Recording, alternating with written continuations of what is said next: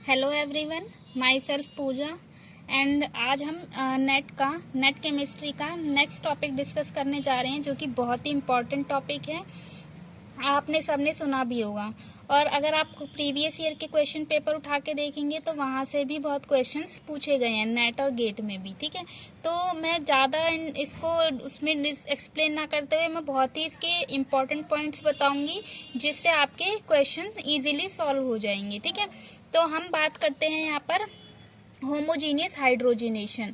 What is homogeneous hydrogenation? ठीक है, तो सबने सुना होगा कि होमोजीनियस हाइड्रोजिनेशन क्या होती है।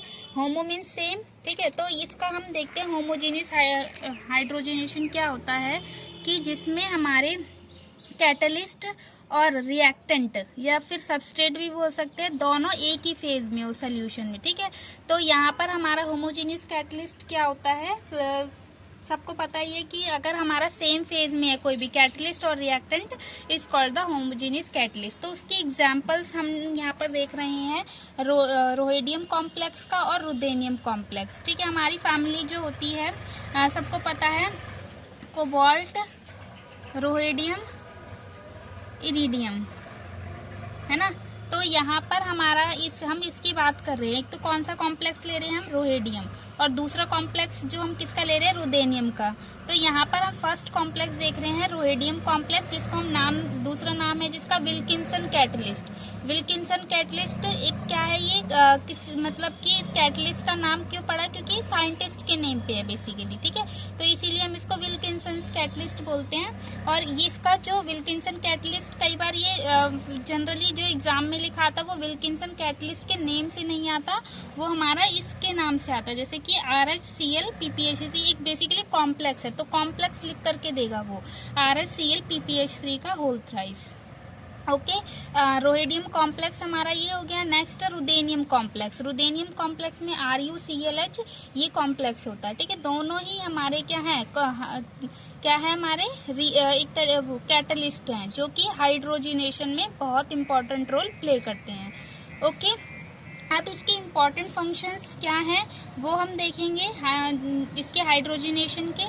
तो जो रुदेनियम कॉम्प्लेक्स है वो इतना इम्पॉर्टेंट नहीं है, बेसिकली जो बहुत इम्पॉर्टेंट है विल्किंसन कैटलिस्ट है। ये हम ऑर्गेनोमेटेलिक्स में भी पढ़ते हैं, वहाँ पर भी इसका बहुत यूज़ है। तो हम इसको मैंने यहाँ पर जो दोनों उसमें एक्सप्लेन किया है, चाहे वो ऑर्गेनोमेटेलिक्स के क्वेश्चन हो, चाहे वो हमारे ऑर्गेनिक केमिस्ट्री से रिलेटेड हो, तो दोनों में ही इनके फंक्शंस सिमिलर हैं। अब हम देखते हैं यहाँ पर इसके फंक्शंस क्या हैं, कि किस तरीके से ये मतलब कैसे ये वर्क करता है। तो अगर हम देखें फर्स्ट पॉइंट, हाइड्रोजिनेशन क्या होता है। सबको पता है कि hydrogenation is the addition of hydrogen on the substrate. जैसे हमारी कोई यहाँ पर हमारा सबस्ट्रेट क्या है, एल्कीन है, एल्कीन में हम क्या करा रहे हैं, हाइड्रोजन का एडिशन करा रहे हैं, H2 मॉलिक्यूल का। तो सबको पता है कि हाइड्रोजनेशन क्या होता है, कि अनसैचुरेटेड कंपाउंड में जब हम हाइड्रोजन को ऐड कराते तो हमारा क्या बन जाता है, सैचुरेटेड बन जाता है। यानी एल्कीन में हमने क्या इसका एडिशन कराया, हाइड्रोजन का, और वो हमारा क्या बन गया, यहाँ पर एल्केन में कन्वर्ट हो गया। तो ये इसका मेन इंपॉर्टेंट फंक्शन है विल्किंसन कैटलिस्ट का। ओके, अब हम यहाँ पर फर्स्ट पॉइंट देख रहे हैं कि जो हाइड्रोजिनेशन होता है, अब देखो एल्कीन्स बहुत टाइप्स की हो सकती है, वो कॉन्जुगेटेड भी हो सकती है, नॉन कॉन्जुगेटेड भी हो सकती है। आप सबको पता होगा कि कॉन्जुगेटेड क्या होता है और नॉन कॉन्जुगेटेड क्या है, फिर भी मैं यहाँ पर एक बार बता देती हूँ। जैसे ये वाली एल्कीन है हमारी, यहाँ पर अगर हम देखें तो ये क्या है, हमारा ब्यूटाडाइन है। तो ये वाली एल्कीन क्या है, कॉन्जुगेटेड एल्कीन है, क्योंकि यहाँ पर अगर हम देखें तो डबल बॉन्ड है, फिर सिंगल है, फिर डबल है। ठीक है, तो ये ऑल्टरनेट में है। जब भी हमारे सिंगल और डबल बॉन्ड ऑल्टरनेट में आ जाते हैं तो वो हमारे क्या होते हैं, कॉन्जुगेशन होता है। तो यहाँ पर क्या होता है, जो विल्किंसन कैटलिस्ट होता है वो हमारा नॉन कॉन्जुगेटेड एल्कीन्स को रिड्यूस, एल्कीन और एल्काइन को रिड्यूस करता है, बजाय की कॉन्जुगेटेड की। ओके, नेक्स्ट इसका इंपॉर्टेंट वो है कि ये जो फंक्शनल ग्रुप्स होते हैं, जैसे कि कार्बोनिल, सियानो, नाइट्रो, क्लोरो एक्सेट्रा, आर्नोल, इन सबको रिड्यूस नहीं करता। ठीक है, ये बहुत इंपॉर्टेंट है। कई बार क्या होता है, एग्जामिनर कंफ्यूज करने के लिए हमें फंक्शनल ग्रुप और एल्कीन दोनों दे देता है, जिससे हमें समझ में नहीं आए तो हमें, अगर हमें एक बार इन पॉइंट्स को रीड कर लेंगे तो हमें समझ में आ जाएगा कहाँ पे कैसे रिएक्शन होगी। तो हमें ये ध्यान रखना है कि जितने भी फंक्शनल ग्रुप्स हैं उनको रिड्यूस नहीं कराना है, हमें सिंपल एल्कीन पे रिएक्शन करानी है। नेक्स्ट है mono and di substituted double bonds are reduce much rapidly than tri और टेट्रा। देखो क्या होता है, क्योंकि जो विल्किंसन कैटलिस्ट है ये अपने आप में एक बहुत ही बल्कि कॉम्प्लेक्स है, तो ये अटैक कहाँ करेगा, जो लेस हिंडर्ड साइट होगी, ठीक है। तो मोनो और डाई सब्स्टिट्यूटेड डबल बॉन्ड्स क्या होते हैं, ये लेस हिंडर्ड होते हैं कंपेयर टू ट्राई और टेट्रा सब्स्टिट्यूटेड के। तो हम क्वेश्चन जब करेंगे वहां पर देखेंगे कि ट्राई और टेट्रा सब्स्टिट्यूटेड, आई थिंक आपको पता होगा कि मोनो और डाई सब्स्टिट्यूटेड और ट्राई ये सब क्या होता है। तो अगर मान लो एक एल्काइल ग्रुप जुड़ा होगा तो मोनो होगा, अगर दो एल्काइल ग्रुप्स होंगे तो डाई होगा, इस तरीके से, ठीक है।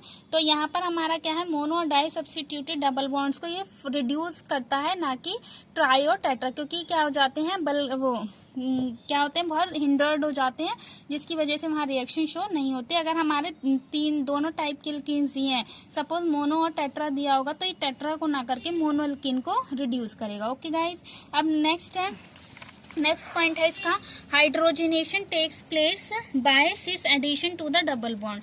ये क्या होता है, क्योंकि हाइड्रोजन है, H2 मॉलिक्यूल आ रहा है यहाँ पर हमारा, ठीक है। तो यहाँ पर क्या होगा, जब H2 मॉलिक्यूल आएगा तो वो एक साइड से अटैक करेगा, यानी दो हाइड्रोजन जुड़ रहे हैं तो दोनों हाइड्रोजन क्या होगा, सेम साइड से जुड़ेंगे। ऐसा नहीं है कि एक हाइड्रोजन अप साइड से जुड़ रहा है और एक हाइड्रोजन डाउन साइड से जुड़ रहा है। ओके, तो ये हमें ध्यान रखना है कि कैसा एडिशन होता है, सिस एडिशन होता है, कहाँ पर, डबल बॉन्ड पे।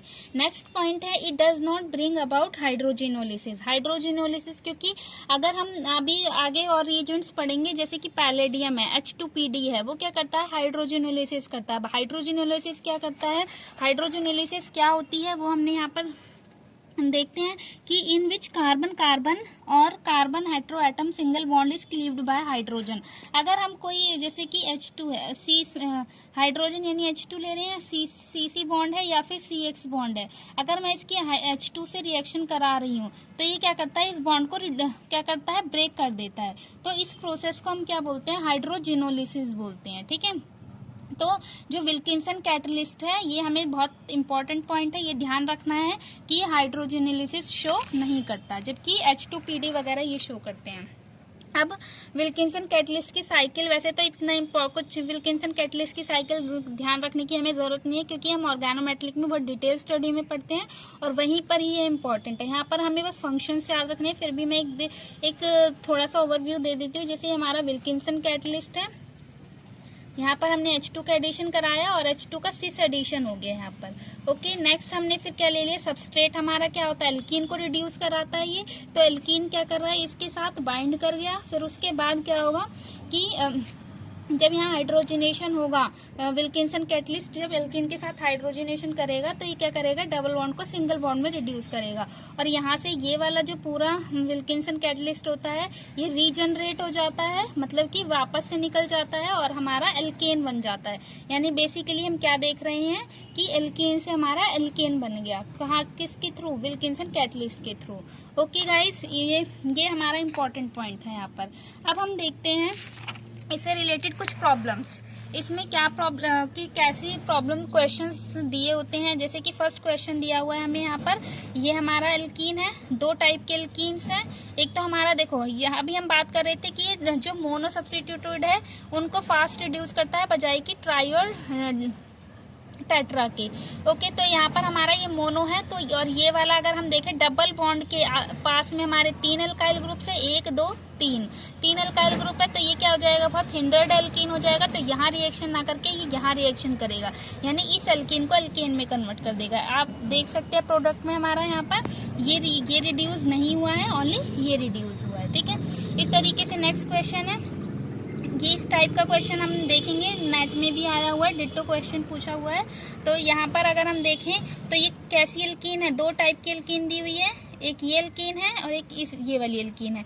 तो यहाँ पर एल्कीन जो है वो कैसी है, हमारी कॉन्जुगेटेड एल्कीन है, दिस वन इज, क्योंकि ये क्या करेगा, इस CO डबल बॉन्ड के साथ रेजोनेंस शो करेगा, कॉन्जुगेशन शो करेगा यहाँ पर, जबकि नॉन कॉन्जुगेटेड है। ओके गाइस, तो यहाँ पर हमारा क्या होगा, नॉन कॉन्जुगेटेड को ये रिड्यूस करेगा, जबकि कंजुगेटेड को नहीं करेगा। जब हमने इंपॉर्टेंट पॉइंट डिस्कस किए थे वहां पर हमने बताया था। और ये NO2 हमारा यहाँ पर क्या है, फंक्शनल ग्रुप है। फंक्शनल ग्रुप को ये रिड्यूस नहीं करता, ओनली किसको रिड्यूस करेगा, एल्कीन को। तो यहाँ पर एल्कीन एल्केन में कन्वर्ट हो गई। इस तरीके से ये भी हमारा फंक्शनल BN एक बेंजाइल होता है। ये अब हम आगे देखेंगे कि कौन सा फंक्शनल ग्रुप होता है। अभी बस इतना देख लीजिए कि यहाँ पर एक फंक्शनल ग्रुप है, इसको रिड्यूस नहीं कर रहा, ओनली ये इसको रिड्यूस करके इसको सिंगल बॉन्ड में कन्वर्ट कर दे रहा है। इस तरीके से यहाँ पर भी ओनली डबल बॉन्ड का रिडक्शन हुआ है। तो यहाँ पर ये हमारा हाइड्रोजनेशन हो गया। अब ये सेम क्वेश्चन ये वाला हमारा नेट दिसंबर 2013 में पूछा हुआ है कि यहाँ पर ये इस तरीके से हमें दे दिया था और पूछा जनरली क्या होता है कि ये इसमें 4 मार्क्स में हमारे रिएजेंट्स पूछ लेता है कि कौन सा रिएजेंट है। हमें देख के सब बताना होता है, और हम तभी देख के बता सकते हैं जब हमें रिएक्टेंट हमें पता हो कि किस तरीके से रिएजेंट कौन सा काम करता है। तो यहाँ पर अगर हम देखें तो ये भी एल्कीन है और ये भी एल्कीन है, लेकिन ये कैसी एल्कीन है, कॉन्जुगेटेड। अभी हमने सिमिलर क्वेश्चन जो ऊपर देखा था वही क्वेश्चन है ये कॉन्जुगेटेड एल्कीन है, जबकि ये नॉन कॉन्जुगेटेड। तो ये नॉन कॉन्जुगेटेड को रिड्यूस करता है, जबकि उसको नहीं करता है ना। तो ये विल्किंसन कैटलिस्ट इसका आंसर हो जाएगा। नेक्स्ट वन है हमारा, नेक्स्ट इंपॉर्टेंट कैटलिस्ट है क्राफ्ट-ट्री कैटलिस्ट। क्राफ्ट-ट्री कैटलिस्ट क्या होता है, जैसे कि वो हमारा रोहिडियम कॉम्प्लेक्स था विल्किंसन कैटलिस्ट, जबकि क्राफ्ट-ट्री कैटलिस्ट जो होता है वो हमारा इरिडियम कॉम्प्लेक्स का होता है, IR। ओके गाइस, तो हमारा यहाँ पर इरिडियम कॉम्प्लेक्स जो होता है उसका फॉर्मूला हमें याद रखना होगा, क्योंकि एग्जाम में इस तरीके से दिया होता है IRCOD PY करके। तो यहाँ पर हमारा क्या है कि COD जो है वो क्या है 1,5 cyclooctadiene, PY is pyridine, CY is cyclohexyl. These are the full forms of COD, PY और CY। अब इसके जो इम्पोर्टेंट पॉइंट्स है वो हमारे क्या है यहाँ पर कि ये जैसे विल्किंसन कैटलिस्ट तो सिलेक्टेड एल्कीन्स को ही रिड्यूस कर रहा था, तो इसकी प्रॉपर्टी क्या है कि जो क्राफ्ट-ट्री कैटलिस्ट है वो हमारे सारे डबल बॉन्ड को रिड्यूस कर देता है। वो चाहे ट्राई हो, टेट्रा हो, कि कोई सी भी डबल बॉन्ड हो, सबको जनरली रिड्यूस कर देगा। ओके, नेक्स्ट इंपॉर्टेंट पॉइंट इसका क्या है कि ये जो क्राफ्ट-ट्री कैटलिस्ट है, जो पोलर फंक्शनल ग्रुप्स होते हैं हमारे, पोलर फंक्शनल ग्रुप जैसे कि हाइड्रोक्सी OH ग्रुप होता है, एमाइड जो होता है वो CONH2 ग्रुप होता है, ईस्टर यानी CO2R, ईथर यानी कि OR। अगर ऐसे functional group, polar functional group लगे हों, तो जैसे कि अगर पोलर फंक्शनल ग्रुप हमारा अप साइड लगा होगा तो जो हाइड्रोजन है वो भी हमारा कहाँ लगेगा, अप साइड ही लगेगा। अगर वो डाउन साइड लगा है तो वो हाइड्रोजन भी डाउन साइड लगेगा। तो हमें इसकी पोजीशन चेक करनी पड़ेगी। तो हम क्वेश्चन देख लेते हैं तो ज्यादा क्लियर हो जाएगा। अगर हम ये क्वेश्चन देखें तो यहाँ पर हमारा क्या है कि OH दिया हुआ है, ये पोलर फंक्शनल ग्रुप है। तो यहाँ पर हमारा जो डबल बॉन्ड है उसका जो रिड्यूस किस तरीके से होगा, मतलब कि यहाँ पर हाइड्रोजन का एडिशन कैसे होगा। तो ये पोलर जो OH ग्रुप है वो हमारा डाउन साइड है, तो हाइड्रोजन भी हमारा कहाँ लगेगा आकर के, डाउन साइड ही लगेगा। तो हम देख सकते हैं यहाँ पर कि ये दोनों हाइड्रोजन हमारे डाउन साइड लग गए। ओके, ये हमारा आंसर हो जाएगा। इस तरीके से हम कुछ एग्जाम्पल्स देख सकते हैं। तो सभी सिमिलर से एग्जाम्पल है। यहाँ पर हमारा पोलर ग्रुप क्या है, अमाइड है, तो अमाइड के रिस्पेक्ट में ही हाइड्रोजन लगेगा, यानी अप साइड है तो सारे हाइड्रोजन हम देख सकते हैं अप साइड ही लगे हुए। अगर ये हाइड्रोजन अप साइड लगेगा तो ये ऑटोमेटिकली हमें पता है कि CH3 कहाँ चला जाएगा, बिलो चला जाएगा, क्योंकि टेट्राहेड्रल में क्या होता है, अगर 2 प्लेन में होते तो एक अप साइड होता है और एक डाउन साइड। क्योंकि यहाँ पर हाइड्रोजन की पोजीशन फिक्स है कि वो अप साइड ही लग रहा है, तो CH3 डाउन साइड चला जाएगा। इस तरीके से ये ईस्टर है, CO2 CH3, ये भी पोलर ग्रुप है, तो ये क्या करेगा, हमारा अप साइड है। तो देख सकते हैं हम यहाँ पर जो डबल बॉन्ड है ये इसमें हाइड्रोजन अप साइड लग रहा है करके। बाकी जगह दिखाने की जरूरत नहीं है, जहाँ पर कायरल जो पॉइंट आ रहा है वहाँ पर हम दिखा सकते हैं, वहाँ पर ही हमें इम्पोर्टेंटली दिखाना पड़ेगा। यहाँ पर भी क्राफ्ट-ट्री कैटलिस्ट का देख सकते हैं, यहाँ पर ईथर आ रहा है तो ये अप साइड है, तो हाइड्रोजन भी अप साइड सारे हैं। यहाँ पर पोलर ग्रुप OH है, तो जो हाइड्रोजन है वो हम यहाँ पर ये डाउन साइड है, तो OH ग्रुप, तो यहाँ हाइड्रोजन का आएंगे डाउन साइड आएंगे। ओके गाइस, कई बार हमें ये भी देख सकते हैं कि जो क्राफ्टरी कैटलिस्ट है वो हमारा इस तरीके से ना लिख करके NBD DPP इस तरीके से लिख देता है, तो कंफ्यूज होने की जरूरत नहीं है। यहाँ पर RH लिख देता है, ये तो भी हमारा क्राफ्टरी कैटलिस्ट ही कंसीडर होगा। और यहाँ पर DPP B की फुल फॉर्म जो होती है 1,4-bis डाइफिनाइल फॉस्फिनो ब्यूटेन होता है, ठीक है। तो ये इसमें कंफ्यूज नहीं होना, ये भी हमारा क्राफ्टरी कैटलिस्ट है। ये मैं सोचना कि RH है तो अलग हो जाएगा, ये भी हमारा क्राफ्टरी कैटलिस्ट ही होगा। Okay guys, thank you. Please इसको बहुत अच्छे से, मतलब अगर हम एक बार इसकी थोरो स्टडी करेंगे तो हमारे क्वेश्चन बहुत इजीली हो जाएंगे। बहुत टफ टॉपिक नहीं है, बहुत इजी है। अगर आपको अच्छा लगा है तो ये तो please subscribe, share and like. Thank you.